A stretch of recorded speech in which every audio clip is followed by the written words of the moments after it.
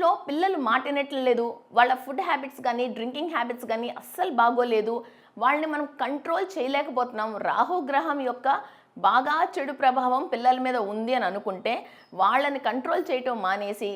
ఫస్ట్గా మీరు ఇల్లు క్లీన్ చేయటము, ఎలక్ట్రానిక్ సామాన్లు చెడిపోయినవి ఏమన్నా ఉంటే వాటిని ఇంట్లో నుంచి బయటకు తీసేయటము, ప్లస్ ఇంట్లో టాయిలెట్స్ కానీ లేకపోతే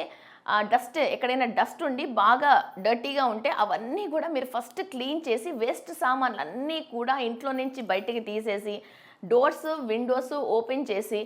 సన్లైట్ ఇంట్లోకి వచ్చేటట్లుగా మీరు ఇల్లును కనుక పరిశుభ్రంగా ఉంచుకుంటే మీకు రాహుగ్రహం యొక్క negative impact and -IR infra radiations రాకుండా ఉంటాయి. వైఫైని కూడా ఎప్పుడు 24 అవర్స్ ఆన్ చేసి ఉంచకండి, అది పిల్లల మైండ్ మీద చాలా ఇంపాక్ట్ పడుతుంది. So south west